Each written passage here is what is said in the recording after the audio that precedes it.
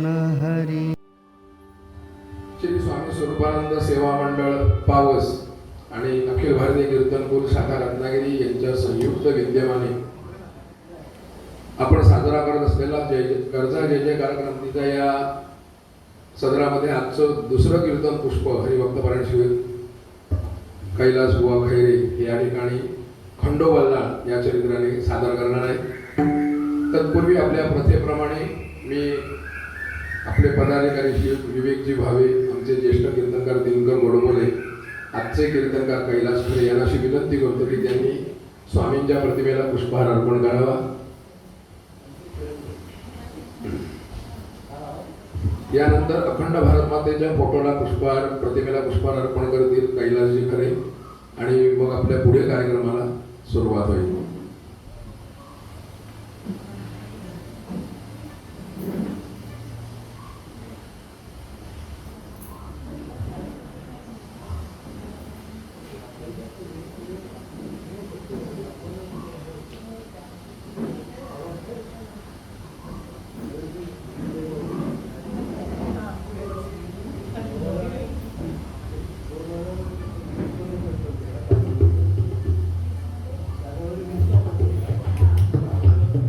श्रीमद सच्चिदानंद स्वरूप स्वामी स्वरूपानंद महाराज की जय.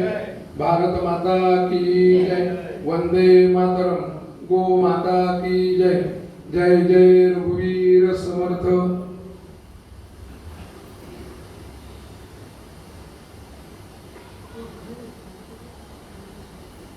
यानंतर अखंड भारत मातेच्या प्रतिमेला पुष्पहार श्री कैलास बुवा खरे यांच्या हस्ते अर्पण केला जाईल.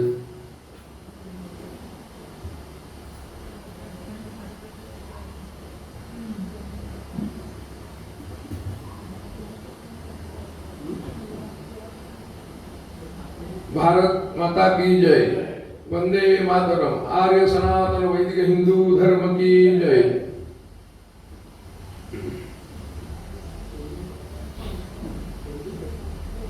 आपल्या सर्वांचा अधिक वेळ न घेता पुन्हा एकदा या ठिकाणी हरिभक्तपरायण श्री कैलास बुवा खरे यांचे या ठिकाणी मी स्वागत करतो. तसंच त्यांना साथ संगत करणारे ऑर्गनला श्री चैतन्य पटवर्धन, त्यानंतर या ठिकाणी उदयजी गोखले व्हायोलिनला आहेत आणि उदयोन्मुख तबलचे कलाकार आमचे सुयश जोशी यांचंही या ठिकाणी हार्दिक स्वागत करतो.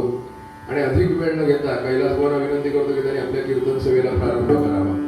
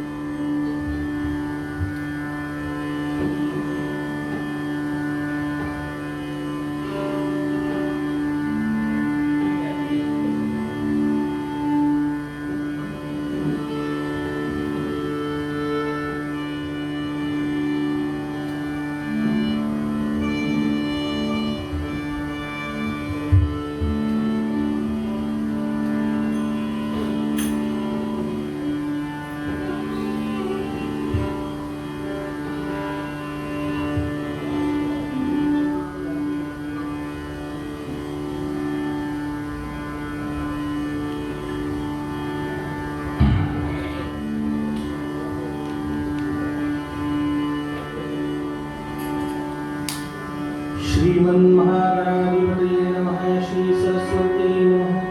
श्री गुरुभ्यो नमः. सर्वदेवेभ्यो नमः. वक्रतुण्ड महाकाय सूर्यकोटि समप्रभ निर्विघ्नं कुरु मे देव सर्वकार्येषु सर्वदा. गुरुर्ब्रह्मा गुरुर्विष्णुः गुरुर्देवो महेश्वरः. गुरुसाक्षात् परब्रह्म तस्मै श्री गुरवे नमः. परमसुखदं केवलं ज्ञानमूर्तिं द्वन्द्वातीतं गगनसदृशं तत्त्वमस्याम्. एकं नित्यं विमलमचलं सर्वधी साक्षिभूतं भावातीतं त्रिगुणरहितं सर्वं. काषाय वस्त्रं करदण्डधारिणं कमण्डलं पद्मकरेण शङ्खं चक्रं गदाभूषणं श्रीपादराजं शरणं प्रपद्ये समचरणसरोजं सान्द्रलीलाबुधारं जगन्निहितपाणिं मण्डनं मण्डनानां तरुणतुलसीमाला कन्धरं कञ्चनेत्रं सदयधवलहासं चिन्तयामि मुकुन्दबोधिवाचालं लङ्घयते यद्वातमहं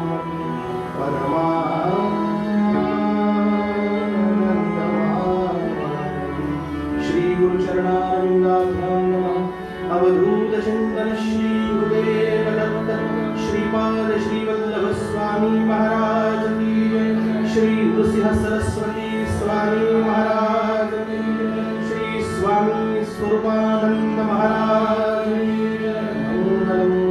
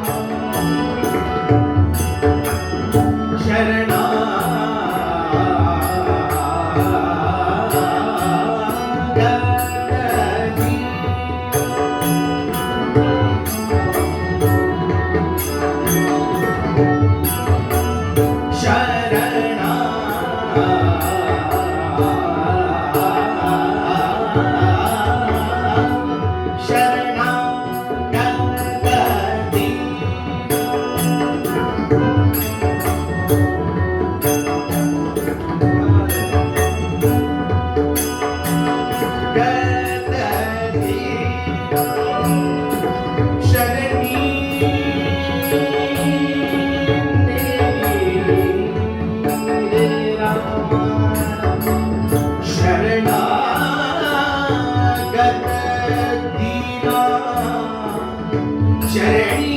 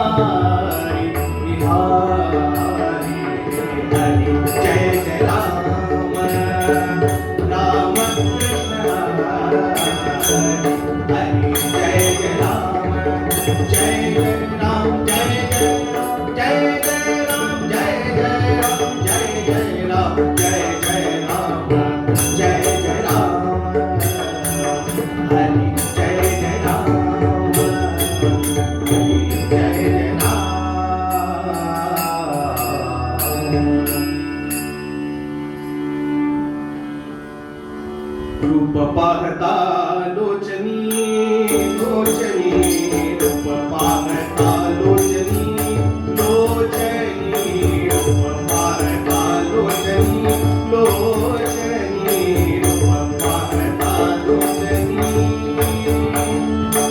सुख झाले रो साजणी सुख झाले रो साजणी विठ्ठल परवा परवा विठ्ठल परवा परवा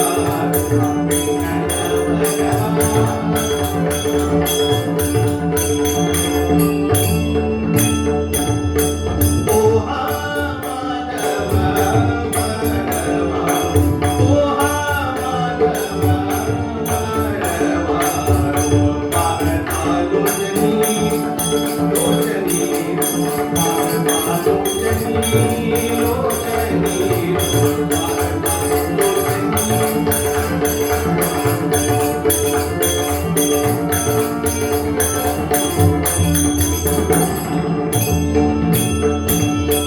बहुत सुखदाची तोडी बहुत सुखदाची तोडी बहुत सुखदाची तोडी अन्न विठ्ठली आवडी अन्न विठ्ठली आवडी पाहता लोचनी लोचनी पाहता लोचनी लोचनी पाहता लोचनी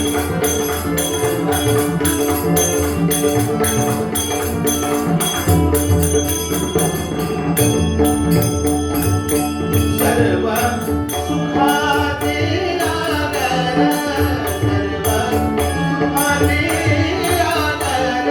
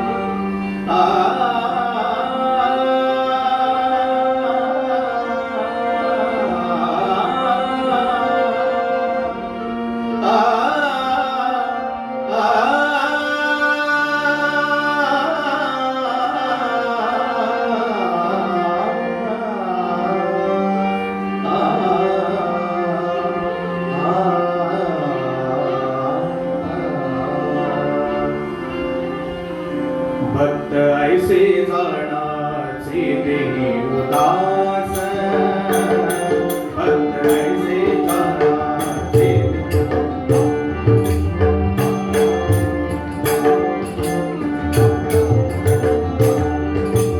भक्त ऐसे जाणाचे देही उदास भक्त ऐसे जाणाचे देही उदास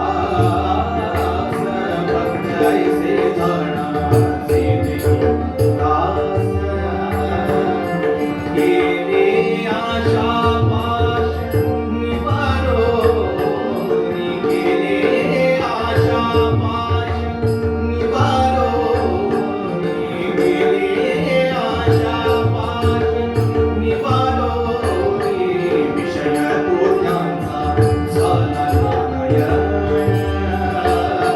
विषय तो त्यांचा झाला नारायण भक्त ऐसे जाणाचे देही उदास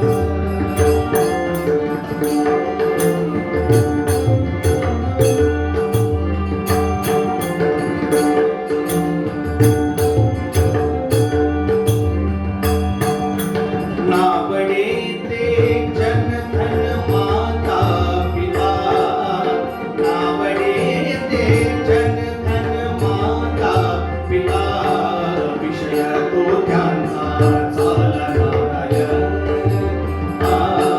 विषय तो त्यांचा झाला नारायण नारायण विषय तो त्यांचा झाला नारायण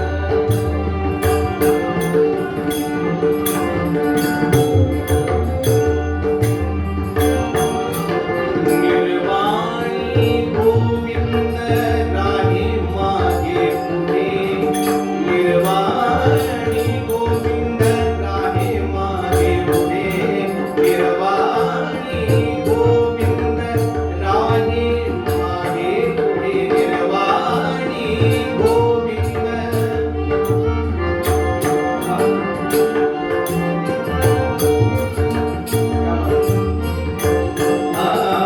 निर्वाणी गोविंद राहे मागे पुढे काहीच साखरे पडोरी काहीच साखरे पडोरी भक्त ऐसे जाणाचे देही उदास भक्त ऐसे जाणाचे देही उदास भक्त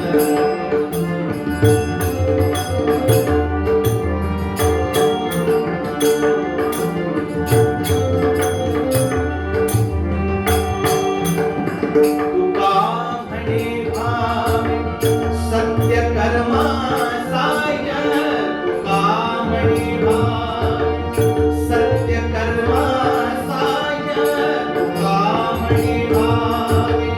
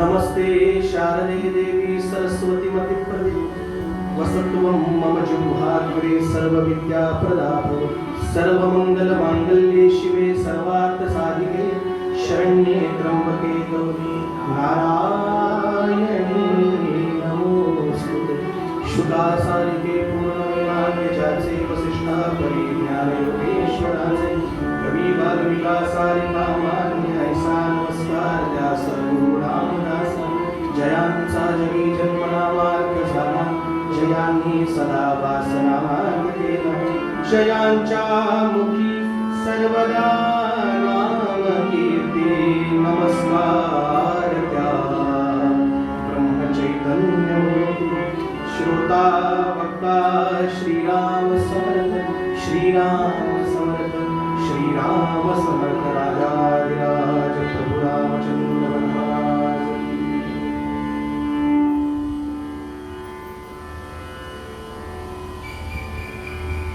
कालही निरूपणाला तुकोबारायांचा जबंग होता,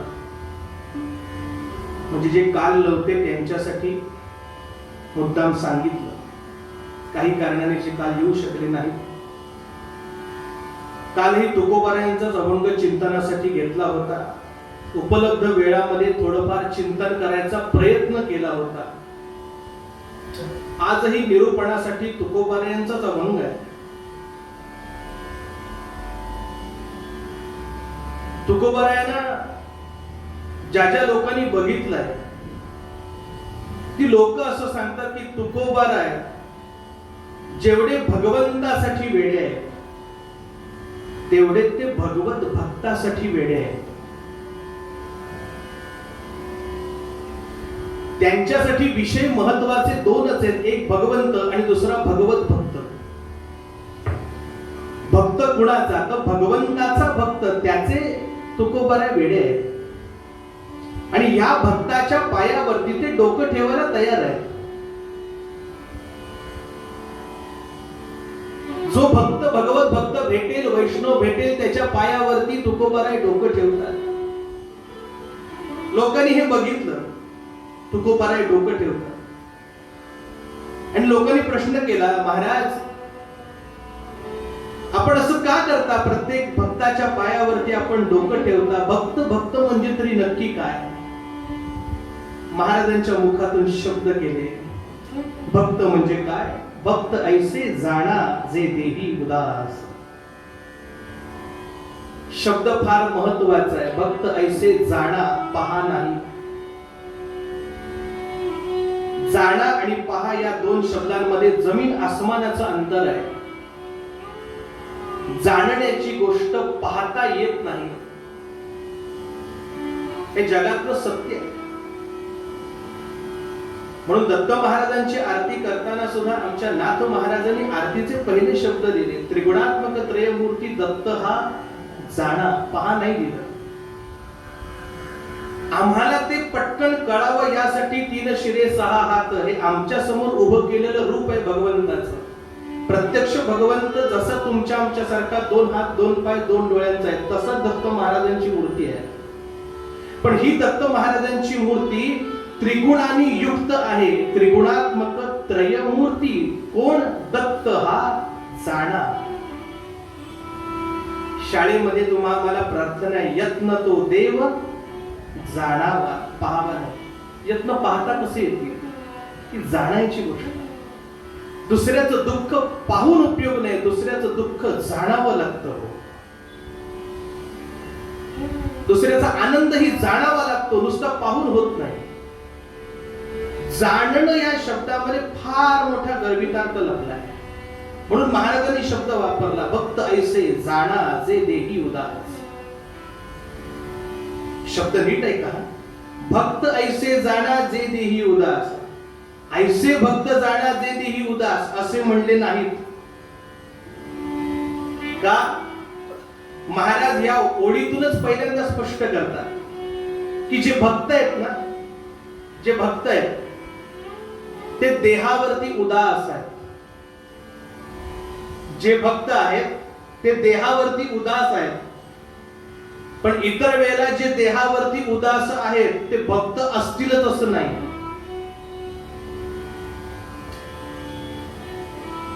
50,000, 1,00,000, 1,50,000, 2,00,000 महिना कमवण्यासाठी जीवावरती उदार होणारे, देहावरती अनेक कष्ट सहन करणारे भक्त म्हणता येतील काय? भक्त म्हणता येतील, पण ते भगवत भक्त म्हणता येतील का? नाही. चोऱ्या माऱ्या करण्यासाठी म्हणून जे आपल्या जीवावरती उदार व्हायला तयार आहे, देहाला कष्ट सहन करायला तयार आहे, पोलिसांनी मारलं तर फटके खायची तयारी आहे, देहावरती उदास आहेत ना. दिसतंय तसं नसतं ना महाराज. देहावरती उदास जरी दिसलं तरी ते औदासीन्य कशासाठी आहे ह्याला महत्व आहे. ते भगवंताची प्राप्ती करण्यासाठी किंवा भगवंत हाच एक कायमचा विषय झाला आहे, भक्ती हाच विषय भरल्यामुळे आलेलं औदासीन्य, ह्याला महाराज म्हणतात भक्त ऐसे जाणा जे देही उदास. आणि अशा भक्तांना ज्या वेळेला देहावरती काहीही आलं तरी त्यांना काही त्याचा फरक पडत नाही, हे त्यातलं महत्वाचं तत्व आहे. तुकोबाराय सांगतायतच ना, सगळे संत सांगतातच आहेत. तुटो हे शरीर, फुटो हे मस्तक, काही झालं तरी भगवंताचा पिच्छा सोडणार नाही. काही झालं तरी देह जावो अथवा राहो म्हणतात ना संत. मग हे म्हणण्यामागे काहीतरी अर्थ आहे ना. हे म्हणण्यामागे त्यांच्या देहाबद्दलची आलेली उदासीनता. देहाबद्दल उदासीन म्हणजे काय सांगू का महाराज, तुम्ही आम्ही देहावरती फार प्रेम करतो. तुम्ही आम्ही देहावरती फार प्रेम करतो, म्हणून या देहासाठी विविध प्रकारचे साबण आम्ही वापरतो, विविध प्रकारची उंची वस्त्र आम्ही वापरतो. या देहासाठी विविध प्रकारची अत्तर आम्ही वापरतो, विविध प्रकारची आभूषणं आम्ही वापरतो. कशासाठी? देहासाठी. पण ज्यांना देहाच्या पातळीवरती आता काही उरलंच नाहीये, त्यांच्यासाठी ह्या सगळ्या गोष्टी काहीच अर्थ ठेवत नाहीत, काहीच किंमत ठेवत नाही.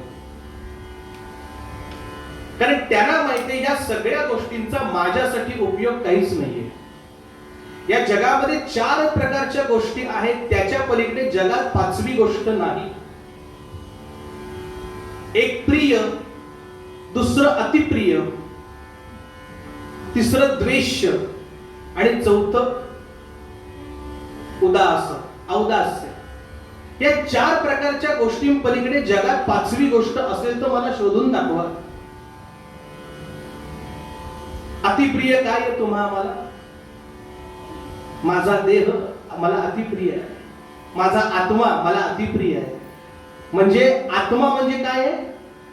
माझं स्वस्वरूप मला अतिप्रिय आहे. अतिप्रिय. प्रिय, मला प्रिय काय आहे? माझ्या सुखोपभोगाची जी काही साधनं आहेत, गाडी असेल, घोडा असेल, पैसा असेल, स्त्री दाराधिक काही असते, या सगळ्या माझ्या सुखोपभोगाच्या गोष्टी आहेत ज्या मला प्रिय आहे. द्वेष्य कुठल्या गोष्टी? ज्या गोष्टीमुळे फक्त मला दुःखच होतं त्या गोष्टींचा मी काय करतो? द्वेष करतो. आणि ज्या प्रियही नाहीत, ज्या अतिप्रियही नाहीत, ज्या द्वेषही नाहीत, या कशातच ज्या मोडत नाहीत, ते औदास्य आहे. भक्त असे, भक्त ऐसे जाणा जे देही उदास. साधक मार्गामध्ये असताना काय माहितीये का, भक्त लगेच कोणी होत नाही. पहिल्यांदा उपासना साधना सुरू केल्यानंतर पहिल्या पातळीवर तो साधा साधक आहे. काहीतरी साध्य करण्यासाठी मार्गावरती असलेला, साधना मार्गावरती असलेला तो साधक आहे.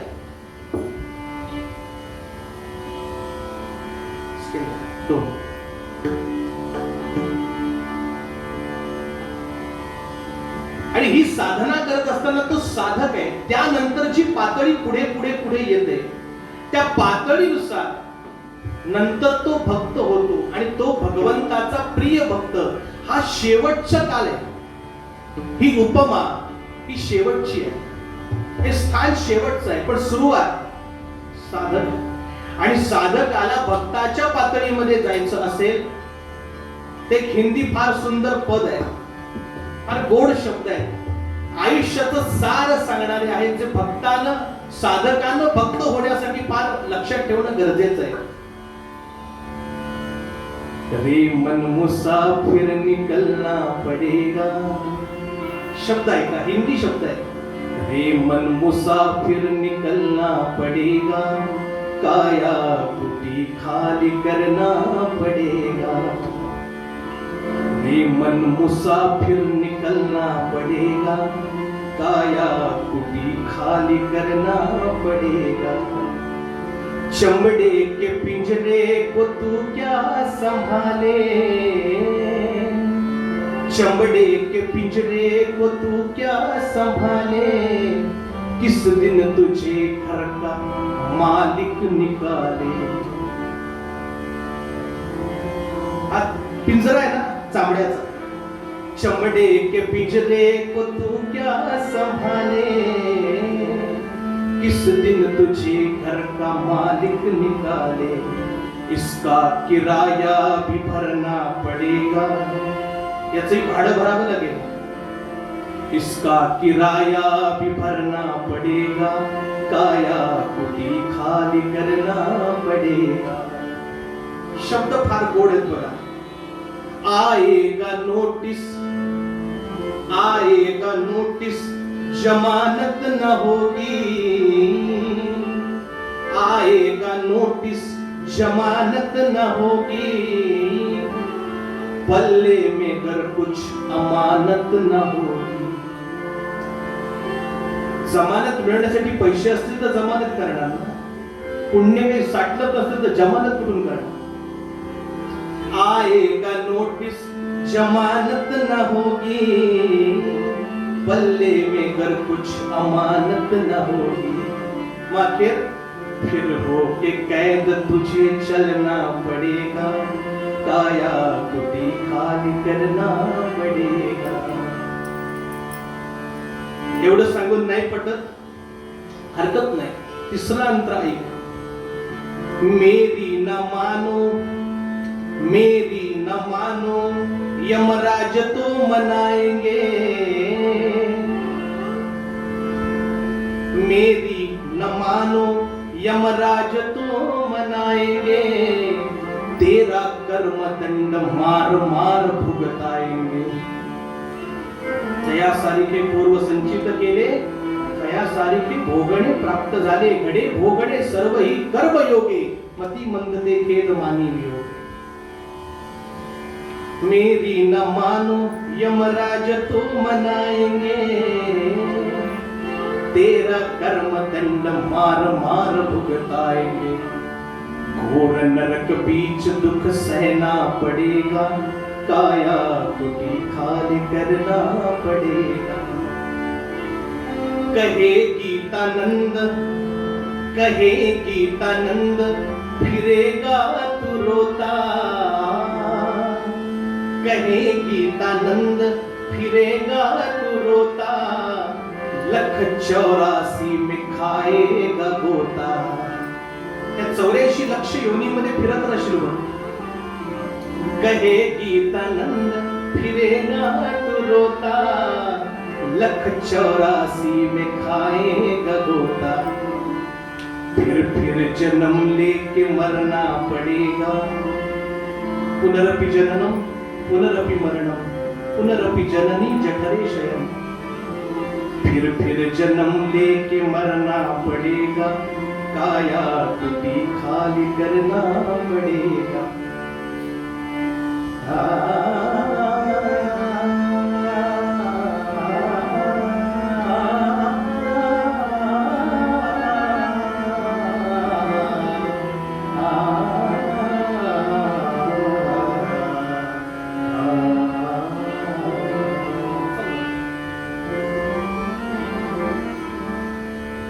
ही काया कुटी एक ना एक दिवस खाली करायची.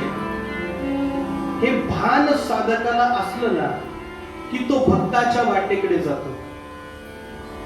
आणि भक्ताच्या वाटेवर गेल्यानंतर भक्ताला हे पक्क कळतं की मला हे खाली करायचंच आहे एक दिवस. आणि जर याच्यात मी अडकून राहिलो तर पुन्हा एकदा अवघाची संसार सुखाचा करीन आनंदे भरीन ती सर्किट डायग्राम चालू. की थांबवायची असेल ना तर तुकोबाराय सांगतात भक्त ऐसे जाणा जे देही उदास. भक्तांच्या ठाई असलेलं जे शरीराबद्दलचं आपल्या आयुष्याबद्दलचं औदासीन्य आहे, याचा अर्थ ते देहाला कष्ट देतात असा त्याचा अर्थ घेऊ नका बरं अजिबात. ते देहाला कष्ट नाही देत, पण देहाबद्दल ते उदास आहे. आम्ही जितकं देहावर प्रेम करतो तितक्याच पटीपेक्षा अधिक पटीनं ते देहावरती उदास आहे. तुकोबारायांचे म्हणून शब्द आहेत भक्त ऐसे जाणा जे देही उदास. मी कालही सांगितलं, आजही सांगतो. हिंदुस्थान वाचवण्यासाठी शिवाजी राजांच्या काळाच्या आधीपासून, शिवाजी राजांच्या काळामध्ये, त्यानंतरच्या काळामध्ये आणि आज तागायत रोज जीवावरती उदार होणारे, जीवाबद्दल औदासीन्य पत्करणारे अनेक शूर सेनानी तुमच्या माझ्यासाठी सीमा रशावरती लढतायत. शूरा मी वंदिले धारा कीर्ती तप ते आचरती राज्य सुखी या साधूमुळे. शूरा मी वंदिले हे नाट्यगीत खरं त्या उद्देशाने आहे बरं का. शूरा मी वंदिले धारा कीर्ती तप ते आचरती, ते तप करतात, धारा कीर्ती पडतात. असे साधू नाहीत का, भक्त नाहीत जे आपल्या देहावरती उदार व्हायला तयार आहे. उत्तरंगातली कथा या एकाच गोष्टी होती फिरते. उत्तरंगातली कथा या एकाच गोष्टी भोवती फिरते आहे महाराज. भक्त ऐसे जाणा जे देही उदास गेले आशा पाश निवारोनी. आशा पाश निवारोनी म्हणजे संतांना आशापाश नाही, संतांना आशापाश नाही, आशा नाही, आशा आहे. पण आशा दोन प्रकारच्या आहेत. आशा दोन प्रकारच्या आहेत. एक आशा मुळात म्हणजे काय, जी करायला लावते, इच्छा ठेवते, ती आशा. आशा दोन प्रकारच्या आहेत. एक आशा जी आम्हाला दुःखात टाकू शकते आणि दुसरी आशा जी संत पाळतात. आशा पाश, जी आशा पाश रहित आहे अशी आशा. पाश रहित आशा ही संतांची आहे. त्यांची आशा काय आहे, एकदा तरी भगवंता आपण दर्शन द्यावं, हे चिदान देगा देवा तुझा विसर न व्हावा, ही आशा आहे. कल्याण करी रामराया अपराधी ही समर्थांची आशाच आहे ना. नामदेवरायांची आमच्या आशाच आहे ना. आकल्प आयुष्य व्हावे तया कुळा माझिया सकळा हरिचार असा. आमच्या ज्ञानेश्वर माऊलींची आशाच आहे ना. आशा म्हणजेच फसायला नाही ना. आता विश्वात्मके देवे येणे वाग्यज्ञे तोषावे तोषोनी मज द्यावे सहायता. दुरितांचे तिमिर जावो विश्व स्वधर्म सूर्य पाहो जो जे वांछील तो तेरा. केवढं मागणं मागितलंय बघा. आशा आहे ना, पण ही आशा स्वतःला कुठे पाश बांधून घेत नाही. असे भक्त गेले आशापाश निवारोनी. आणि जे आशापाश निवारून जे भक्त गेले, तुकोबाराय म्हणतात त्यांचा विषय एकच, विषय तो त्यांचा झाला नारायण. आणि एकदा नारायण विषय झाला की कोणी मध्ये आलं तरी त्यांना काही घेणं देणं. विषय तो त्यांचा झाला नारायण. मग मध्ये जरी माता पिता आडवे आले, नावडे ते जन धन माता पिता सुद्धा. भक्त प्रल्हादाची कथा याच्या भोवतीच फिरते ना. उकळत्या तेलामध्ये टाकला, कड्यावरून खाली फेकला, चापकानं फोडून काढला, चिरायला सुद्धा घातला, पण नाही ना होऊ शकलं. तुकोबाराय पुढे सांगतात निर्वाणी गोविंद राहे मागे पुढे काहीच साकडे पडवणे. आज ना उद्या तो मागे पुढे उभा आहे बरं. निर्वाणी गोविंद, निर्वाणी शेवटच्या कालावधीला तो उभा आहे. निर्वाणी गोविंद राहे मागे पुढे काहीच साकडे पडवणे. आणि महाराज शेवटच्या वाक्यामध्ये, ओळीमध्ये त्यांचा जो मूळ स्वभाव आहे तुकोबाराय अत्यंत करारी आहेत बरं. तुकोबारायांची गाथा काढून बघा, शिव्यांची लाखोली घातली. अत्यंत करारी स्वभाव आहे तुकोबारायांचा. त्या करारीपणानं त्यांनी एक सावधानता दिली आहे, धमकी दिली आहे. तुका म्हणे भावे सत्य कर्मा साह्य, नाही होत असशील तर घातलिया भय नरकासाठी. प्रत्येक गोष्टीमध्ये आडकाठीच घालायची असेल, प्रत्येक गोष्टीमध्ये काही ना काहीतरी खोच घालायचा असेल, तर इथं असताना तोंड वाकडं होणारच आहे. इथं असताना तोंड वाकडं होणारच आहे. मग ते गुटखा खाऊन होईल नाही तर आणखीन कशाने होईल. पण त्यानं सुटका नाही. इथं तोंड वाकडं करून ठेवलंच आहे. नंतर तुमची रवानगी घातलिया भय नरकास आहे. काहीतरी चांगलं कार्य चाललंय ना, मग किमान वाईट करता आलं नाही, चांगलं करता आलं नाही, वाईट तरी करू नये. तुकोबारायांचा उद्देश एवढाच आहे.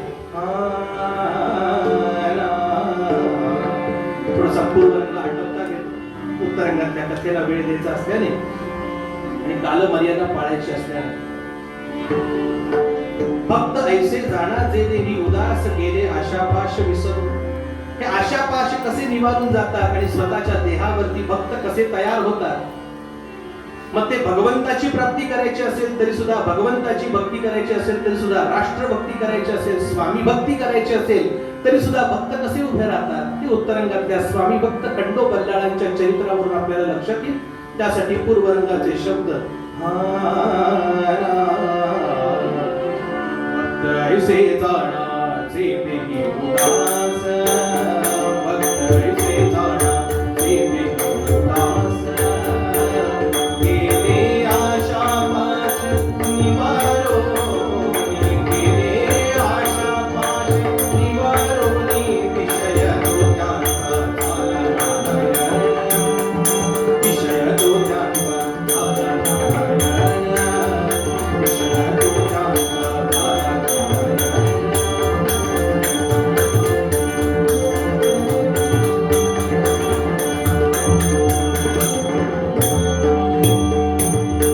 निर्वाणी गोविंद गाणे मागे पुढे, निर्वाणी गोविंद गाणे मागे पुढे.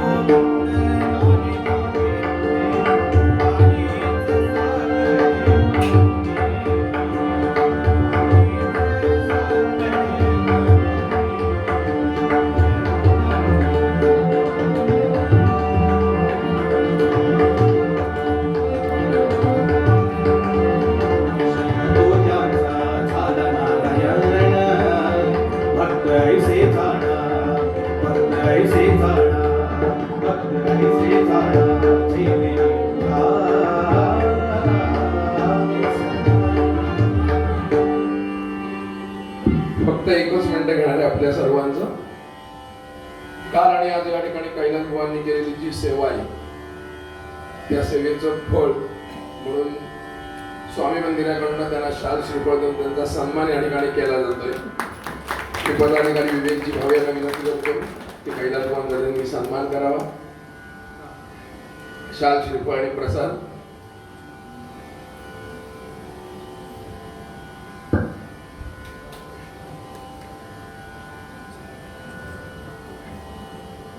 त्याचप्रमाणे साथ संगत करणारे आमचे चैतन्य पटवर्धन ऑर्गन वादक, त्यांना श्रीफळ आणि प्रसाद या ठिकाणी दोन सन्मानित करण्यात येत आहे. ऑर्गन वादक उदयजी गोखले,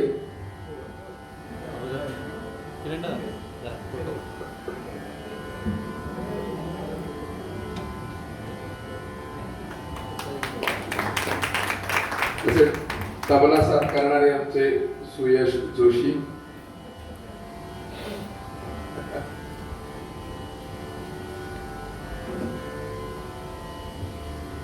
हा सत्कार होत असतानाच आपल्या सर्वांना एक विनम्र आवाहन आहे की असे अनेक उपक्रम या मंदिरामध्ये चालू असतात। या महिन्याच्या शेवटी चौथ्या शनिवार रविवारी 25-26 तारखेला 1 एप्रिलला असणाऱ्या छत्रपती संभाजीराजे बलिदान दिनानिमित्ताने त्यांचं पुण्यस्मरण म्हणून ह्या चौथ्या शनिवार रविवारी मार्च महिन्याच्या या ठिकाणी धर्मवीर संभाजी अशी व्याख्यानमाला 2 दिवस आयोजित करण्यात आलेली आहे। याच वेळेमध्ये संध्याकाळी 5:30 ते 7:15 हरिभक्त परायण श्री श्रीनिवास पेंडसे यांची व्याख्यानमाला या ठिकाणी 2 दिवस आहे, त्याचा सर्वांनी लाभ घ्यावा। त्याचप्रमाणे स्वतंत्र भारताचं हे 75वं वर्ष असल्यामुळे आपण ही क्रांतिकारी कीर्तन मालिका सुरू केलेली आहे। 15 ऑगस्ट 2021 ते 15 ऑगस्ट 2022 पूर्ण 1 वर्ष।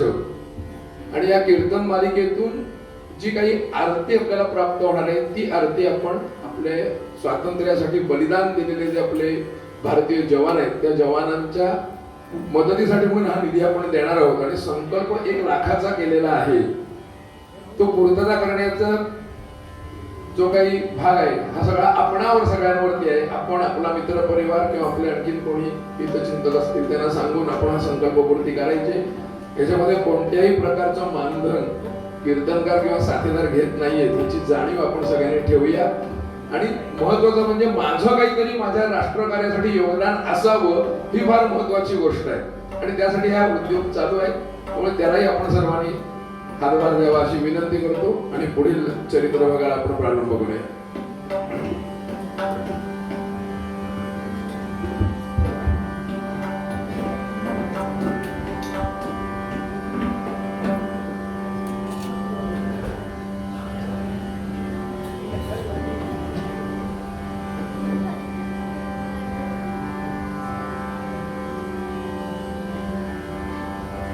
कीर्तनाच्या प्रथेप्रमाणे मध्ये भजन, वारकरी संप्रदायाचा गजर आणि मग चरित्रभाग। जय जय राम कृष्ण हरी, जय जय राम कृष्ण हरी म्हणा।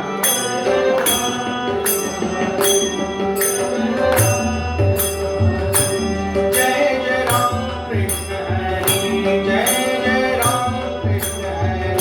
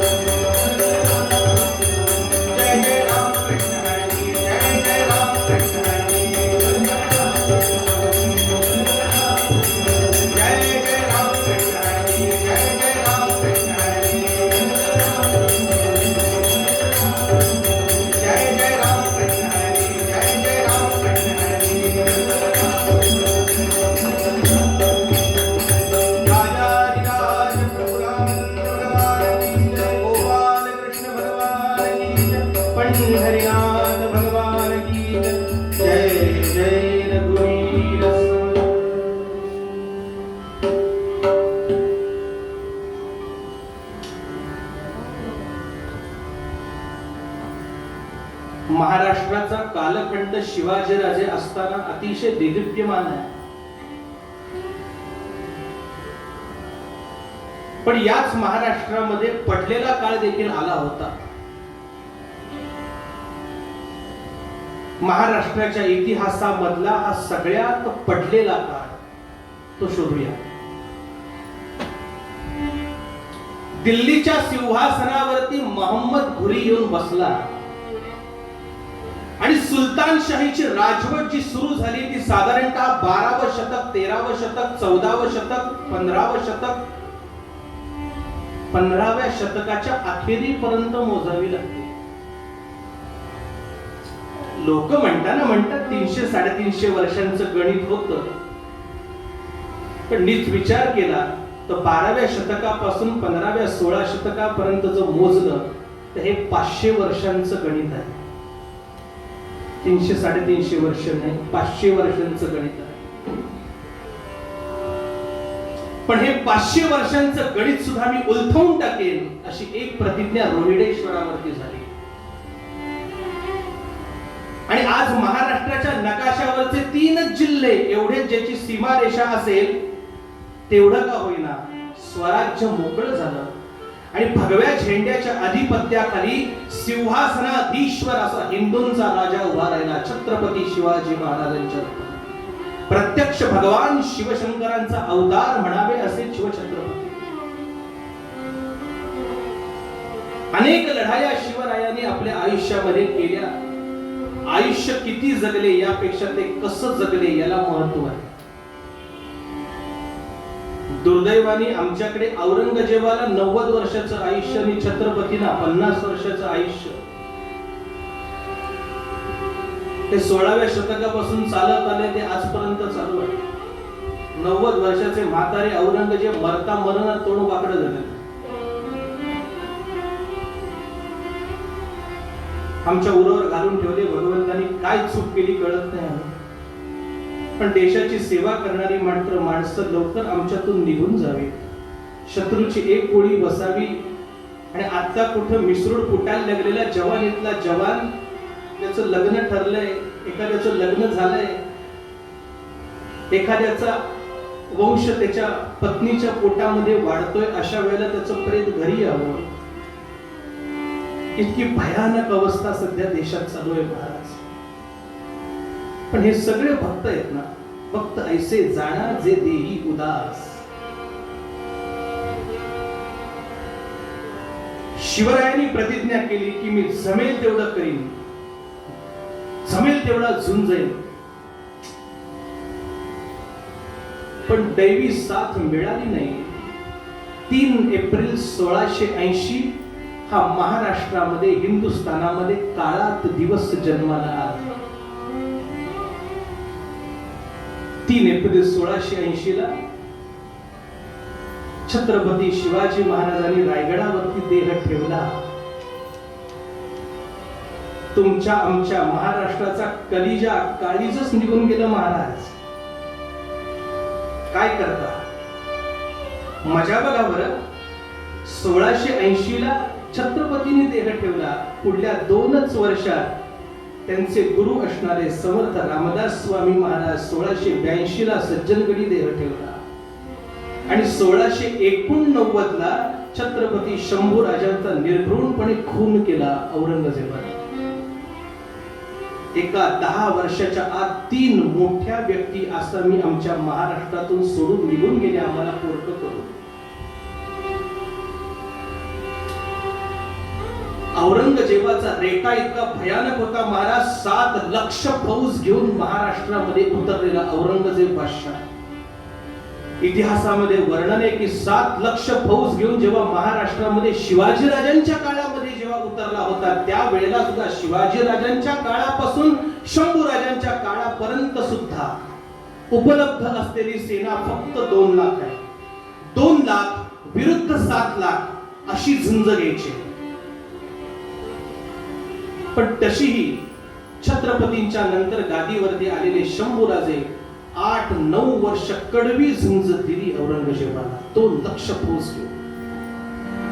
पण तुमच्या आमच्या देशाला, तुमच्या आमच्या राज्याला आणि चांगल्या लोकांना लागलेला शाप गद्दारीचा, फितुरीचा. जराशा जागेच्या फितुरीपायी स्वतःच्याच मेवण्याची बातमी औरंगजेबाला दिली. आणि अखेर संगमेश्वराच्या इथे देसायांच्या वाड्यामध्ये शंभूराजांना कैद करून पुढे जवळपास 26-27 दिवस हाल हाल हाल करून शेवटी राजा संपवला. आता राहिलं कोण? कोणीच नाही. औरंगजेब बादशाह 7 लक्ष फौज घेऊन महाराष्ट्रात डोळ्यासमोर फक्त चित्र उभं करा. 7 लक्ष फौज घेऊन तो महाराष्ट्रात येऊन थैमान मांडतोय. अशा वेळेला छत्रपती आधीच 9 वर्षापूर्वी गेले आहेत. मार्ग दाखवणारे समर्थ सुद्धा 7 वर्षापूर्वी गेले आहेत आणि 1689 ला आता शंभू राजाही जेवढा ताकदीचा होता नेता सेनापती तोही निघून गेला आहे. आता आम्हाला वाचवायला कोण?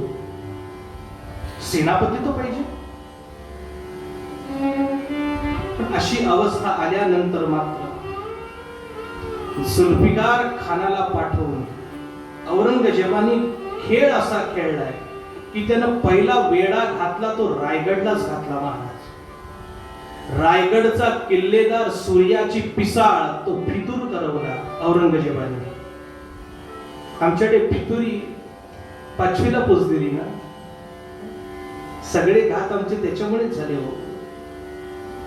सूर्याची पिसाळ फितूर करवला आणि रायगडला वेढा घातला आणि मागणी केली. कारण औरंगजेबाला हे पक्क माहितीये की छत्रपती शिवाजी राजा संपला आहे. शंभू राजाला मी संपवला आहे. आता उरलं कोण मराठ्यांकडे? शंभू राजांची पत्नी महाराणी येसूबाई, त्यांचा अत्यंत छोटा पुत्र शाहू, शक्यता आणखी एकांची होती त्यांचा सावत्र भाऊ जिवंत आहे ज्याचं नाव राजाराम असं आहे. राजारामांची पत्नी ताराबाई ही आता अजून जिवंत आहे. ही आता रायगडावरती आहे. आणि आता रायगडला वेढा दिला आणि अत्यंत जल्दीनं मागणी अशी केली आहे औरंगजेबाने की किमान महाराणी येसूबाई आणि युवराज शाहू यांनी तरी आमच्या छावणीमध्ये यायला हवे, आमच्या स्वाधीन व्हायला हवे. अन्यथा हाराकरी होईल, हाणामारी होईल आणि प्रचंड रक्तपात होईल. काय मान्य पहा. आणि आता एकमेव रायगड हातातला जातो म्हटल्याबरोबर या महाराणी येसूबाईंनी आपला अधिकार चालवला महाराणी पदाचा आणि रायगडच्या किल्ल्यामध्ये बैठक घेतली. आणि त्या बैठकीमध्ये एक महत्वाचा निर्णय केला की आता सगळे लढू तर सगळे मरू. सगळे लढू सगळे मरू. मग आता इथे टिकून जर लढायचं असेल तर उपाय दोनच. एक, राजाराम आणि ताराबाई यांनी इथून उठून कर्नाटकात जिंजीला जावे. तिथे जाऊन हिंदवी स्वराज्याची उद्घोषणा करावी. म्हणजे महाराष्ट्रामध्ये एकवटलेली सेना महाराष्ट्र ते जिंजी कर्नाटक विखरेल. आणि 2, मी महाराणी येसूबाई आणि युवराज शाहू आम्ही बादशहाचे स्वाधीन होतो. म्हणजे युद्ध पुष्कळस थांबेल. फक्त ऐसे जाना जे देही उदास. पण त्याच वेळेला एक विचार केला की राजाराम आणि ताराबाई महाराष्ट्राची हद्द ओलांडून जाईपर्यंत खऱ्या महाराणी आणि महाराणी येसूबाई आणि युवराज शाहू औरंगजेबाच्या छावणीत जाणं धोक्याचं आहे. सगळे एकदम पकडले जाऊ. मग उपाय, राजाराम महाराष्ट्राची हद्द ओलांडेपर्यंत महाराणींच्या नावाखाली एक खोटी पालखी जायला हवी. ज्यात खोटी महाराणी असेल ती पालखी खोटी आहे. महाराणी एक खोटी कळल्यानंतर त्याच्या चिंधड्या उडतील. पण तोपर्यंत राजारामाला पळायला वेळ मिळाला असेल. ते महाराष्ट्राची हद्द ओलांडून गेले असतील.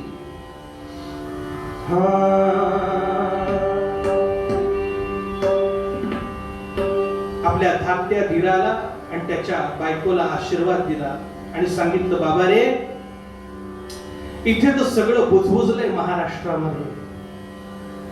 आता किमान तुम्ही तरी कर्नाटकात जिंजीला जाऊन भक्कम राज्य उभं करा. का? हे सगळं एकदा पडलं ना की कशाच्या जीवावर लढायचं हा प्रश्न येणार आहे. का? रायगडची गेली राजधानी, राजसूत राणी ठरली यवना. पिसाळाने साधला पितुरी गावा, पिसाळाने साधला पितुरी गावा. येसूबाई हात लावी दैवा, येसूबाई हात लावी दैवा. जुल्फिकार ठाण साधी गावा,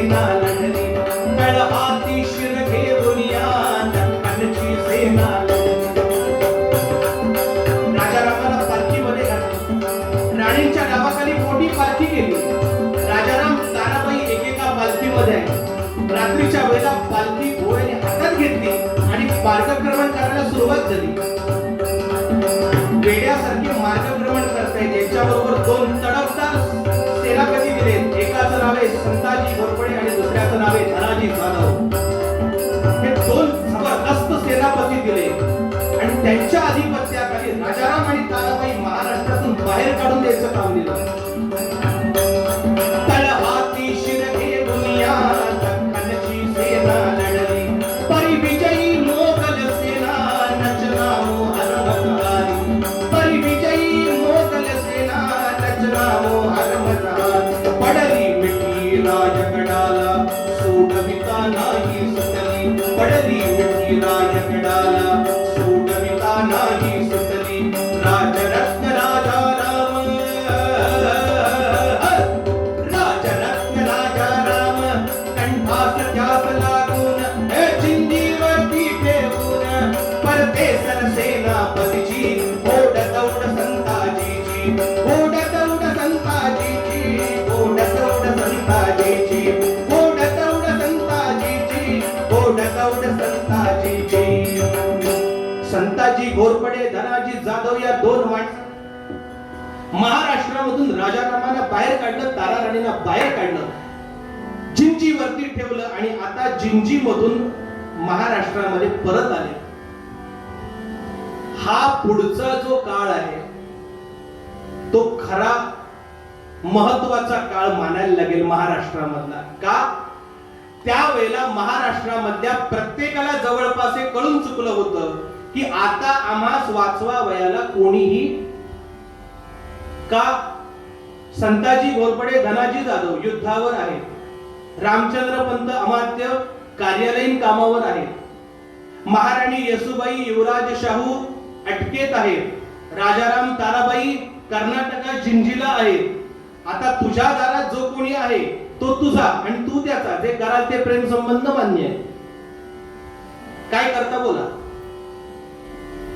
पण त्यावेळेला महाराष्ट्रामधल्या प्रत्येकाला हे कळलं महाराज आता आम्ही उभं राहिल्याशिवाय काही होण्यात नाही. त्यावेळेला या सगळ्या सैनिकांचं आणि या सगळ्या लोकांचं फार मोठं कौतुक मानायला लागेल. पण संताजी घोरपडे आणि धनाजी जाधव ही तिखट तलवारीची शंभूराजांच्या काळापासून असलेली ही दोन माणसं त्यांनी अशी काही इकडं बाजू सांभाळून ठेवली होती महाराज. वाजल्या कुठे जरी टापा. महाराष्ट्रामध्ये घोड्यांच्या टापांचा कुठेही आवाज झाला म्हणजे तो औरंगजेबाच्या सेनेचा झाला तरी त्यांच्या लोकांना भीती वाटायची. घोडे आले. त्या घोड्यांची इतकी भीती घेतली होती याचं कारण सांगतो. शंभूराजांची युद्ध नीती शंभूराजांच्या मागून सुद्धा त्यांच्या लोकांनी तशीच कायम ठेवलेली होती.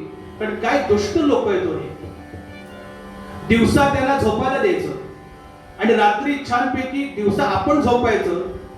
रात्री ते झोपले साधारणतः सूर लागला झुम बराबर झुम शराबी करून की कुणाचं लक्ष राहत आहे. आणि मध्यरात्रीमध्ये तो तो तो तो तो तो तो तो शिंग तुताऱ्या वाजून जे घोडदळ सुटायचं. पण शंभूराजांचा हा नियम होता. घोडदळावरती युद्ध करा, वेग कायम राहतो. आणि महाराज शंभूराजांच्या या वेगाबद्दल वर्णन मोगलांनी करून ठेवलंय. त्यांच्या सैनिकांनी वर्णन केलंय. वाऱ्याचा झंझावात परवडला, वादळ परवडलं, वावटळ परवडली, पण शंभूराजांच्या घोडदळीचा वेग नाही परवडला.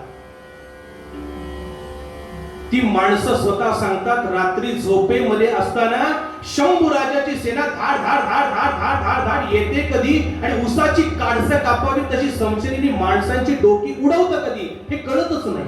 इतक्या वेगामध्ये येऊन ते उडवून कधी निघून जातात.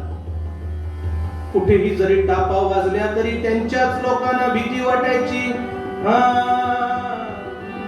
वाजल्या कुठे जरी टापा दुरड्याची दिसली छाया. वाजल्या कुठे जरी टापा दुरड्याची दिसली छाया. छावणीत गोंधळ व्हावा संताजी आया आया. छावणीत गोंधळ व्हावा संताजी आया आया. शस्त्राची शुद्धच नाही धडपडती ढाला घ्याया. शस्त्र पण बघतोय ढाल घेतात आधी. नसलो तर बघू शस्त्राची शुद्धच नाही धडपडती ढाला घ्याया रक्ताने शरीरी लाल झोपेने डोळे लाल रक्ताने शरीरी लाल झोपेने डोळे लाल शत्रूचे ऐसे हाल हालाहल करुणी जाजी ओढ दौड संताजीची ओढ दौड संताजीची ओढ दौड संताजीची ओढ दौड संताजीची ओढ दौड संताजीची. संताजी घोरपडे आणि धनाजी जाधव ही दोन माणसं आहा काय महाराष्ट्र सांभाळला होता महाराज. एक एक किल्ला 6-6 वर्ष लढवत ठेवला होता महाराष्ट्रात. नीट ऐका, एक एक किल्ला 6-6 वर्ष लढवत ठेवला होता. मी मगाशी सांगितलं शंभू राजांची ध्येय धोरण तशीच चालू होती, युद्धनीती तशीच चालू होती. 6-6 वर्ष किल्ला लढवत ठेवायचा आणि आता किल्ला लढता येत नाही असं झालं म्हणजे कधी आपल्याकडचे सैनिक मारले जायला लागले, आपल्याकडचा दारू गोळा संपला, खजिन्यातले पैसे खर्च चांगला झाल्यामुळे संपले, आपण काय उडवले नाही पण आता संपले, आता काय करणार, खजिनाच नाही. मग अशा वेळेला काय करायचं, शत्रू बरोबर बोलणी चालू करायची. आम्ही तुमच्या नावावर एक किल्ला द्यायला तयार आहोत, किती देता बोला. सौदाच. तो बिचारा हुरळून जायचा. 6 वर्ष जो किल्ला मी लढवतोय तो माझ्या नावावर पडतोय. हा सांगायचा अरे तुझ्या नावावर एक किल्ला पडला की तुला पुढे प्रमोशन मिळेल, पगार वाढ मिळेल, टीए वाढेल, मला नको का त्यातलं काही पर्सेंट कमिशन. तो हुरळून जायचा. एक किल्ला आपल्या नावावर अमुक अमुक देतो, द्या. ठरलेल्या सौद्याप्रमाणे पैसे मोजून घ्यायचे, सगळ्यांनी किल्ल्यातून खाली उतरायचं आणि महिना सव्वा महिना वाट बघायची. कसली किल्ला दुरुस्तीची. आता किल्ला दिल्लीकडे गेला म्हटल्यानंतर ते दिल्ली सरकार काही शांत बसतंय काय, केंद्र सरकार तेव्हाच सांगतो. ते पुढे 10 वर्ष पुरेल एवढा दाणा गोटा आणून भरतील, खजिना आणून भरतील, बुरुज वगैरे जे काही ढासळले ते पुन्हा डागडुजी करून घेतील, पुन्हा एकदा मजबूत करतील. मग बरं भुयारातले रस्ते त्यांच्या काकाला कुठं माहितीये, ते आपल्यालाच माहितीये. एखाद्या रात्री यायचं, रोज काम बघून द्यायचं कितपत काम झालंय, काम आता पूर्ण झालंय त्यावेळेला मग भुयारातल्या रस्त्याने यायचं एखाद्या रात्री सगळ्यांनी, त्यांचं निशाण उतरवायचं आणि भगवा ध्वज फडकवून शिंग वाजून निघून जायचं. सकाळी उठल्यावर त्यांच्या सैनिकांना कळेल हा काल होता तो गेला कुठं, तो गेला. बरं एक किल्ला हातात पडल्यानंतर सगळेजण जाऊन सैनिक रिपोर्ट करायचे औरंगजेबाला, जिंक लिया काय एक किल्ला. औरंगजेब असा नुसता चडफडायचा. एका किल्ल्याला 6 वर्ष. शिवाजी राजाकडे एकूण किल्ले किती, गणित पाठ 252. करा हिशोब, 252 गुणिले 6 वर्ष. तुझ्या पणज्याचं तरी आयुष्य काय काय एवढं. कैसे हो सकता है, कैसे हो सकता है हे कळण्यासाठी संताजी घोरपडेंनी अशी एक डाव केला. त्यांनी औरंगजेबाच्या छावणीत घुसून त्याच्या छावणीचे सोन्याचे कळस कापून आणले होते महाराज. त्यावेळेला औरंगजेब बादशाह बाकी छावण्यांची तपासणी करायला बाहेर पडला होता म्हणून वाचला, हे त्याचं त्याच कळलं. मी छावणीत नव्हतो म्हणून छावणीचा कळस गेला, मी छावणीत सापडत होतो तो माझाच कळस जात होता. संताजी घोरपडे, धनाजी जाधव, शंभू राजांची युद्धनीती. लढता येईल तेवढं लढावं, फार लढत बसायचं नाही. एवढं सगळं सैन्य कसं लढू, नाही लढता येत का, हरकत नाही. सैन्य जिथे आहे तिथल्या पाणवठ्यावर विष टाका, हरामखोर सगळे मारून टाका. विष नाही का उत्पन्न होत, मेलेलं जनावर टाका की सगळी रोगराई पसरते. 5000ची कोकणात आलेली फौज, त्याच्यातली 4500 फौज हागवणीने मारली शंभूराजांनी आणि 500 दिल्लीला परत पाठवली. 4500 हागवणीने मिली सांगायला. या वेळेला मला साधन महत्वाचं नाही, साध्य महत्वाचं आहे. मला काहीही करून माझ्या 2 लक्ष फौजेने 7 लक्ष फौजेवर, बरं 7 लक्ष ही पासपोर्टची संख्या आहे. रेशन कार्डचं काय करायचं?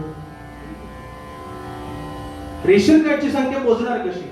बरं हे सगळे आल्यानंतर इकडचे बोके काय गप बसतात होय? ते त्यांना साथ देतात. म्हणजे ही संख्या जाणार कितीच्या घरामध्ये?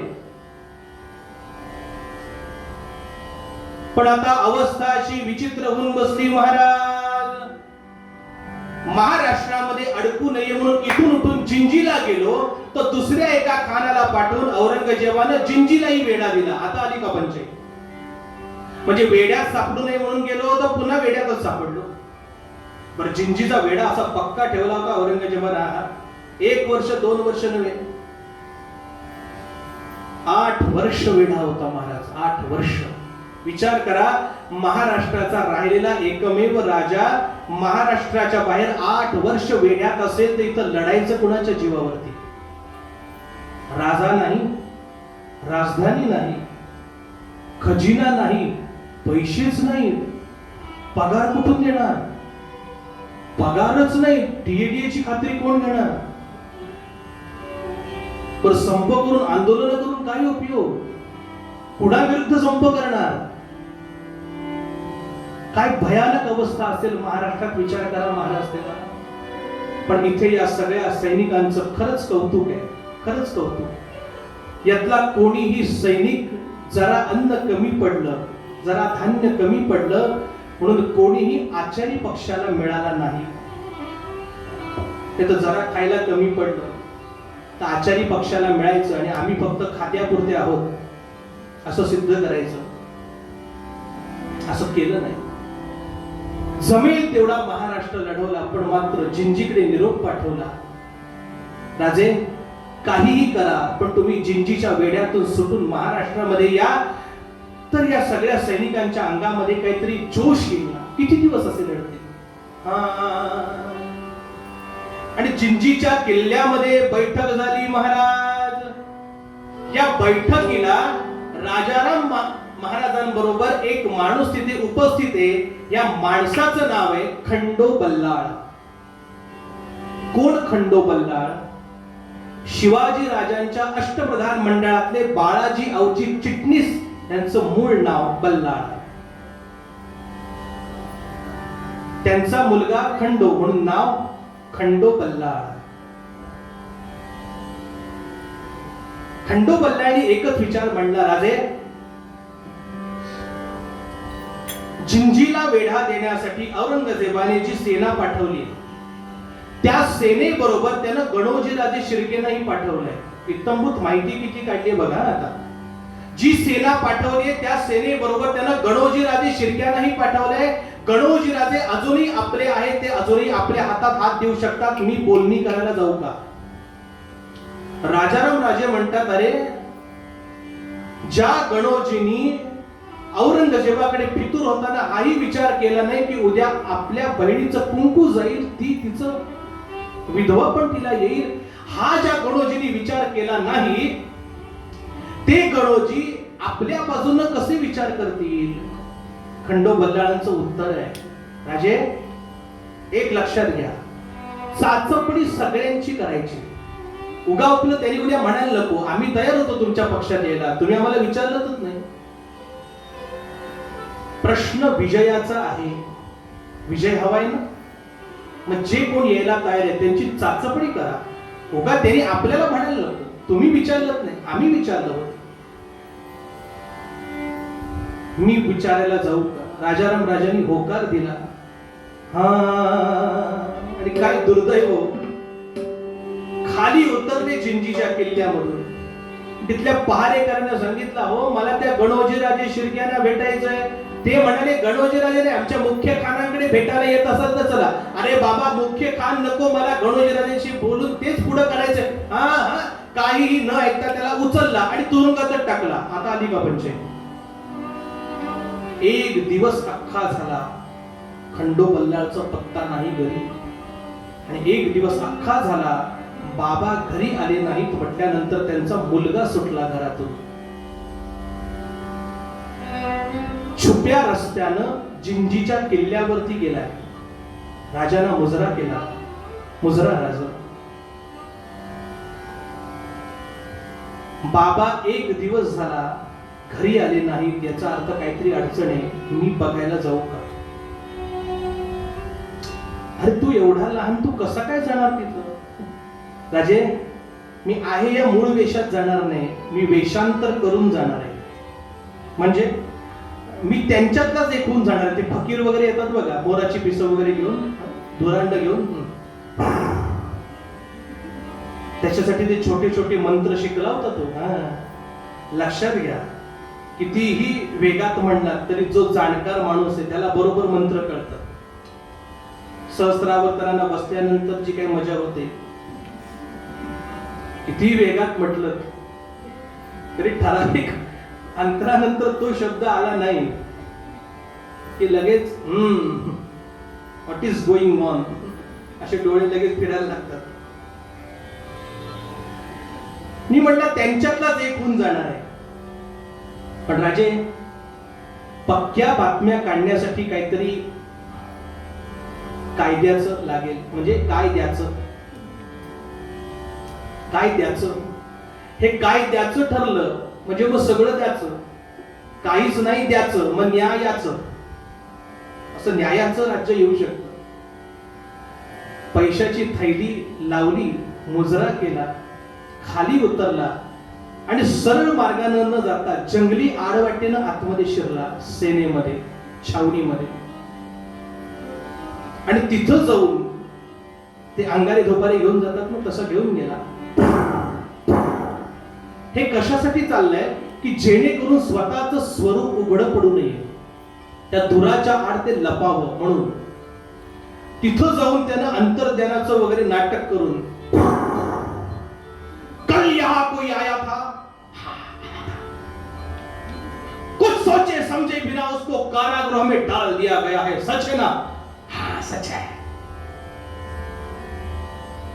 ऊपर वाला बहुत खपा है. त्याच्या कानात सांगून गेला, ऊपर वाला बहुत खपा है. कहां रखा है उसे? मुझे देखने दो, कौन है वो? जी काही नाटकं करायची ती केली आणि डाव साधला. जिथं बापाला ठेवलाय तिथं आतमध्ये आला आणि बाबाला हाक मारली. बाबा, बाबा उठा. जे दचकले. त्याचा वेश बघितला, अंगावरचा फकीराचा वेश हिरवा. अरे गधड्या, काय हा वेश, काय हा वेश? हिंदू ना तू? बाबा, तूर्त ते सोडा, तुम्ही माझा वेश चढवा आणि तुम्ही इथून निघा. कारण तुम्ही आता गणोजी राजे शिर्क्यानं भेटणं जास्त गरजेचं आहे बाबा. अरे पण इथं मी बसतो ना तुमच्या जागी. हे बाहेरचे सगळे पहारेकरी माझ्या ओळखीचे झाले. प्रत्येकाला चिडीमिडी देतच आलोय. इथे प्रत्यक्ष आरोपी असायची गरज, नगाला नग चालतो, कायदा गाढव असतो. अशा गाढवाचा आपण फायदा घेतला पाहिजे. कायदा जाणणारी माणसं समोर बसतात, माफी मागून बोलतो, पण तरी कायदा गाढव आहे. कायदा यायच्या आधी 100 पळवाटा तयार आहे. कायदा गाढव असतो, मग आपण त्या गाढवाचा फायदा घ्यायचा करून. तुम्ही इथून निघा.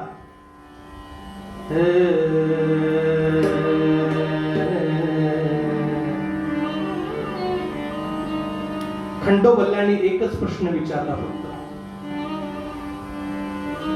बाळा, माझं यापुढे काय करायचं असं या लोकांचं काय ठरलंय मला काहीच माहिती नाही.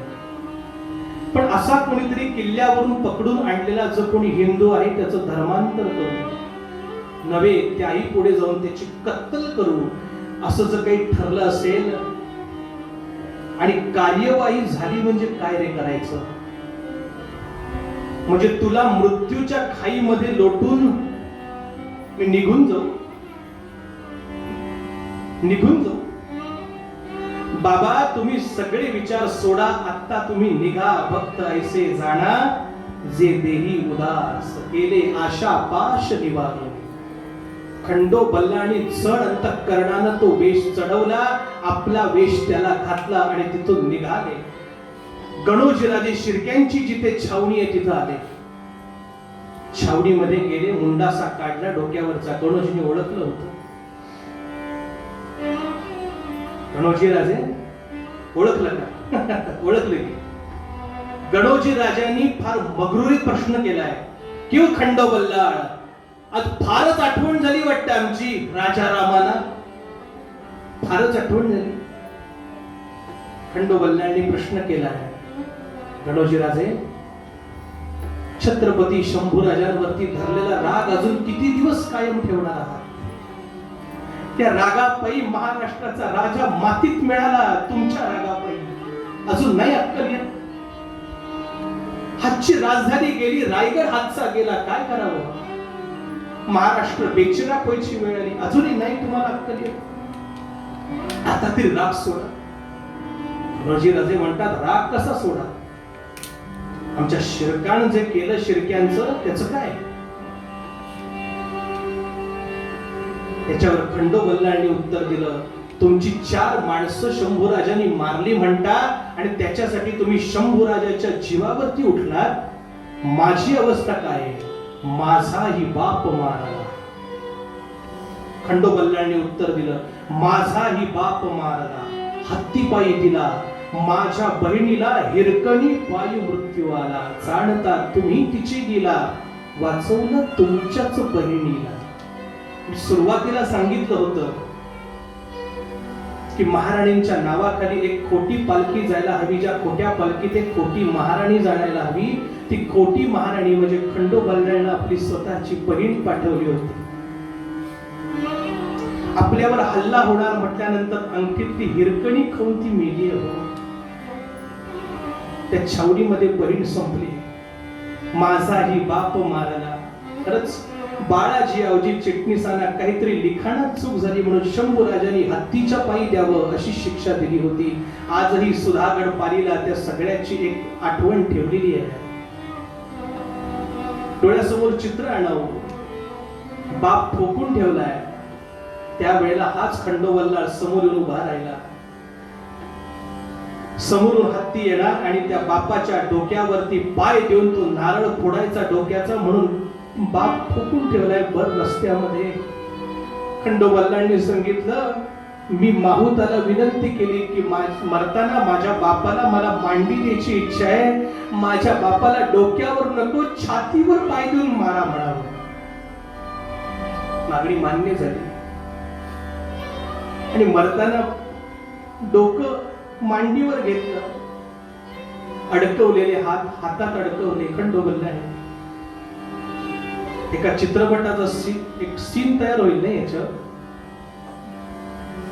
काय म्हणाला असेल बाप, बेटे ये सब मेरे खिलाफ साजिश है, चुन चुन के बदला लेना, छोड़ना मत. इतिहास इतका फालतू नाही हो. महाराष्ट्राचा इतिहास इतका फालतू नाही. बाळाजी आवजी चिटणीस काय बोलले हे चिटणीसांच्या बखरीमध्ये त्याचं वर्णन आहे. बाळाजी आवजी सांगतात, खंडो खंडो मेल्यानंतर तुझ्या बापाला सदगती लाभावी असं वाटतं का रे? हो बाबा, मग एकच कर बाळा, काही झालं तरी माझ्या शंभूराजाची साथ आयुष्यात सोडू नको.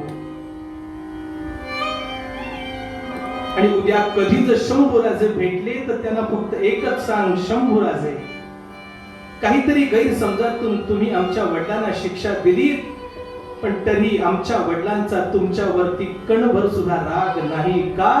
अरे ज्या सिंहासनाने आमच्या उभ्या आयुष्याचं सोनं केलं त्या सिंहासनाबद्दल वाईट स्वप्नात देखील आम्ही करू शकत नाही. राजाला एकच सांग, खंडो राजे, आमचे बाबा मरताना सुद्धा तुम्हाला आशीर्वाद देऊन गेले. आणि एकच सांगा राजे, काही उग्र स्थिती सोडावी, काही सौम्यता धरावी, चढती वाढती पदवी ठेवावी स्वराज्याची. माझ्या डोळ्यासमोर छातीवरती पाय देऊन माझा बाप मारला. मला नव्हता शत्रूच्या हातात हात देता येईल. 2 माणसं मारली माझी महत्वाची. गणोजी राजे, अजून हातात हात द्या. शत्रूचे सगळे मनोरथ उलटे पडू. आणि काय भाग्य महाराज, एक शत्रूला पूर्ण फितूर झालेला माणूस पुन्हा एकदा तुमच्या माझ्या हातात हात देऊन उभा राहिला. खंडो, कुठल्या युद्धासाठी युद्धभूमीवरती उभा राहू सांग लढायला. प्रत्येक वेळेला चंद्रगुप्ताची तलवार जिंकेल असं नाही, चाणक्याचं डोकं जिंकायची शक्यता अधिक आहे. डाव इतकाच करायचा आहे गडोजी, उद्या सकाळी तुमच्या पालख्या गडावरती येतील तह करण्यासाठी. बर, आणि आता तहाचं काही नीट जमत नाही हे सांगण्यासाठी उलट्या पालख्या परत खाली येतील गडावरून. बर बर नव्हे, जाणाऱ्या पालख्यांमध्ये कोणी वेगळेच असतील, येणाऱ्या पालख्यांमध्ये कोणी वेगळेच असतील. जमेल? निघू. शावडीच्या बाहेर जाणारा खंडोबल्लाळ पुन्हा एकदा मागे वळून बघतो आणि सांगतो, गणोजी, आयुष्यातला शेवटचा विश्वास मी तुमच्यावर ठेवून चाललो. हा, ह्या विश्वासावरती मी महाराष्ट्राचा राहिलेला एकमेव राजा आणि त्याची पत्नी पाठवणार. आता काही घात होणार असेल, मारायला माझ्याकडे पोरग नाही होईल, म्हणजे बळीच घेऊन एखादं काम होणार असेल तर बळी द्यायला पोर नाही होत. काळजी करू नको. दुसऱ्या दिवशी ठरल्याप्रमाणे पालख्या वर गेल्या आणि आता तहाचं काही नीट जमत नाही म्हटल्याबरोबर पालख्या खाली आल्या. जाणाऱ्या पालख्यांमध्ये कोणी वेगळेच होते, येणाऱ्या पालख्यांमध्ये राजाराम, ताराबाई, मधल्या काळात त्यांचं आणखीन एक लग्न झालं होतं, त्या महाराणी, एक मूल झालं होतं, ते युवराज. खाली उतरवले. गणोजी राजांच्या पालख्यात म्हटल्याबरोबर तपासणीची शक्यताच नाही. छावणीतून पालख्या हद्दपार केल्या. महाराष्ट्रामध्ये पन्हाळ्यावरती राजारामानं आणून ठेवल्याने आता महाराष्ट्रामध्ये आनंदाची लाट उसळली. महाराज, एवढं सगळं झाल्यानंतर खंडोबल्लाळला आठवलं, आपले चिरंजीव तिकडं तुरुंगातच आहेत, त्यांचं काय झालं? त्यांचं काय झालं? म्हणून धावत धावत धावत निघाला. आता पहारेकरांना पैसे द्यायची गरज नव्हती, सगळेच आपले होते. आणि धावत धावत त्या तुरुंगाच्या इथं आला महाराज. तो पोर शांत झोपलाय. त्याला हाक मारली, बाहेरू बाहेरू उठ. ऐकू येत नाही म्हणून बहिरू नव्हे, त्याचं नाव बहिरोजी. बहिर्या उठ. राजे पोचले पन्हाळ्यावर. चल, झालं आपलं काम. तो उठना पण आणि हलना पण. तो फक्त एकच म्हणे, मी येणार नाही. डोळे बंदच, मी येणार नाही. अरे येणार नाही काय? चल. त्याच्या डोळ्यावरती 2-3 वेळा राप दिशी जेव्हा पाणी मारलं तेव्हा कुठं डोळे उघडले आणि उघडलेल्या डोळ्यातून अश्रुधारा यायला लागल्या भैरोजीच्या. बाबा, बाबा किती उशीर केला हो यायला. काय या लोकांनी मला काल सांगितलं की उद्या तह होणार, आमचा हल्ला होणार. आणि हा हल्ला झाल्यानंतर आम्ही जिंकलो की जे कोणी गडावरचे पकडून आणले त्या सगळ्यांचं धर्मांतर होणार. बाबा, सकाळी शिंग तुताऱ्या वाजल्या तेव्हा कळलं काही ना काहीतरी तर निर्णय लागणार. म्हणून होते उरलेले पैसे ते या बाहेरच्या पहारेकऱ्याला दिले आणि विष आणायला सांगितलं. आणि शिंग तुताऱ्या वाजल्यानंतर लगेच ते विष घेतलं. लागलं ना अंगावरती विणायला. चित्र डोळ्यासमोर आलं. बरं, बापाच्या डोळ्या देखत काळं निळं पडत चाललेलं शरीर, काय अवस्था असेल. डोळ्यात देखत प्राण सोडला पोरानं. कलेवर उचलली, सरण रचली. स्वतःच्या हातानं अंत्यविधी केले पोराच्या शरीरावरती. रामचंद्र पंत अमात्य मागे उभे आहेत. खांद्यावर हात ठेवला. खंडो, खंडो, तुझ्या घरातला तिसरा बळी रे स्वराज्यासाठी. हे ऐकल्यावर खंडोबल्लाळचं उत्तर आहे, फक्त ऐसे जाणाचे देही उदास कसे असतात. पंत, आम्ही शंकराचे पूजक, आम्ही शंकरांचे पूजक. शंकराला बिल्वपत्र व्हायचं, त्याला 3 पानं असली पाहिजेत ना. 2च पानांचं बिल्वपत्र कसं व्हायचं शंकराला? 1 पान आमच्या वडिलांचं, 1 पान त्या छावणीमध्ये आमच्या बहिणीचं, आणि राहिलेलं 1 पान हे आमच्या पोराचं. भगवंता, घरातले 3 बळी घेतले, पण किमान आता हे बळी घेऊन तरी या महाशिवरात्रीला प्रसन्न व्हा. आमच्या महाराष्ट्रातल्या प्रत्येक माणसाच्या मनामध्ये लागलेला दोहीचा शाप काढून टाका. प्रत्येकाच्या अंगात भीम शक्ती हो, प्रचंड शक्ती आहे. पण मी माझा वेगळा, मी माझा वेगळा, मी माझा वेगळा, या वेगळेपणामध्ये प्रत्येक जण आम्हाला खाली पाडायला बघतोय महाराज. गोपाळ कलेची कथा आम्ही कधी लक्षात घेणार आहोत? गोपाळ कलेची कथा दुसऱ्या धर्माची लोक लक्षात घेतात, आणि ज्या धर्मामध्ये गोपाळ कला आहे तीच लोक गोपाळ कला फक्त खापरी पुरता ठेवलाय. हंडी फुटल्यानंतर खापरीसाठी जीव घालवणारे अधिक आहेत. दुर्दैव. गोपाल कृष्णाने बालपणी केलेल्या लीला त्याला बाल लीला म्हणतात. डोक्यावरचे बाल गेले तरी लीला बालच आहेत अजून. कधी कळणार त्याच्यातली तत्व? गोपाळ कल्याचं तत्व आम्हाला काय सांगतं? आपल्याला हवं असलेलं चांगली गोष्ट किती उंचावर बांधली असेल तरी आपण एकजूट केली, एकमेकांचं वजन पेलू शकलो तर किती उंच होऊन आपण ते फोडून काढू शकतो, आपण ते सुख मिळवू शकतो. आणि गोपाळ काल्याचं दुसरं तत्व आहे. गोपाळ काल्यामध्ये ज्या ज्या वस्तू भगवंतांनी एकत्र केल्या ना महाराज, त्या प्रत्येकाने आपापलं गुणधर्म सोडलाय का हो? नाही. पोह्यानी पोह्यासारखंच राहावं, मिरचीनी मिरचीसारखंच तिखट राहावं, मिठानं मिठासारखंच खारट राहावं, साखरेनं गोडच राहावं, दुधानं मधुरच राहावं, दह्याने त्याच्या गुणधर्मासकटच राहावं. पण बाबा रे, किमान भगवंताच्या प्रसादासाठी एकत्र तर यावं. एकत्र आलात तर गोपाळ कालाय ना. तर नुसते कच्चे पोहे चावायचे, त्याच्या मागून मिरची चावायची, आणि मग मुळव्यात झाल्या की औषध घ्यायला कुठं जायचं? दोहीचा शाप काढून टाकला पाहिजे महाराज.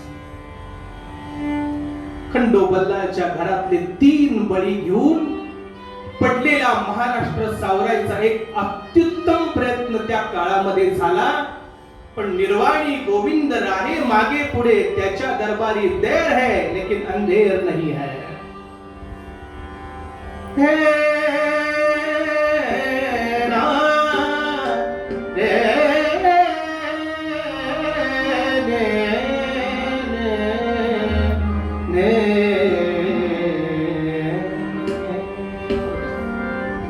त्याच्या दरबारी देर आहे, अंधेर नाही.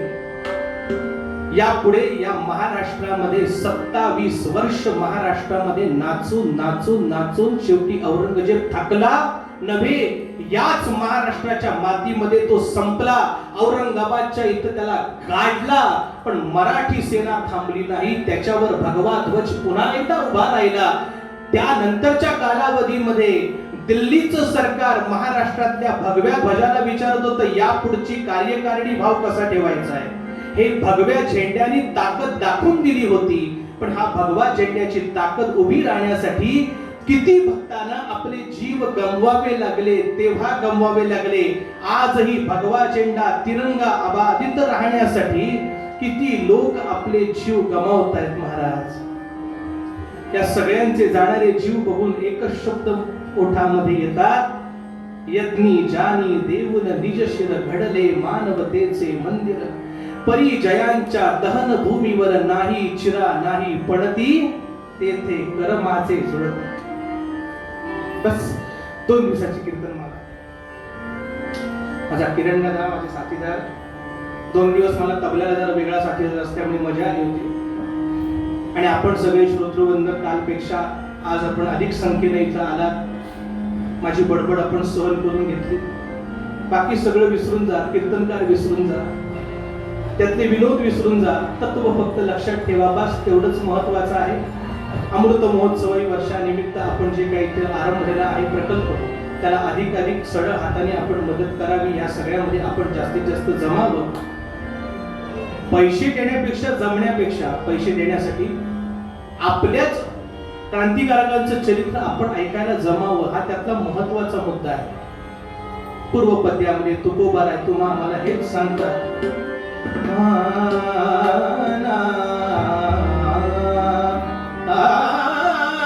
भक्त ऐसे जाना जे देही उदास, भक्त ऐसे जाना जे देही उदास, भक्त ऐसे जाना जे देही उदास. गेले आशा पाश निवारोनी, गेले आशा पाश निवारोनी, निवारोनी. भक्त ऐसे जाना जे देही उदास, भक्त ऐसे जाना जे देही उदास, जे देही उदास, जे देही उदास. हे चिदान देगा देवा तुझा विसरण बाबा, विसरण बाबा तुझा विसरण बाबा. गुण गाईन आवडी हेची माझी सर्व जोडी, माझी सर्व जोडी हेची माझी सर्व जोडी. नरनी मुक्ती धन संपदा संत संग देगा सदा, संग देगा सदा, संत संग देगा सदा. तुका म्हणे गर्भवासी सुखे घालावे आम्हासी, घालावे आम्हासी, सुखे घालावे आम्हासी. हेची दान देगा देवा तुझा विसरण बाबा, विसरण बाबा तुझा विसरण बाबा. सुख करता दुःख हरता भाता विघ्नाची.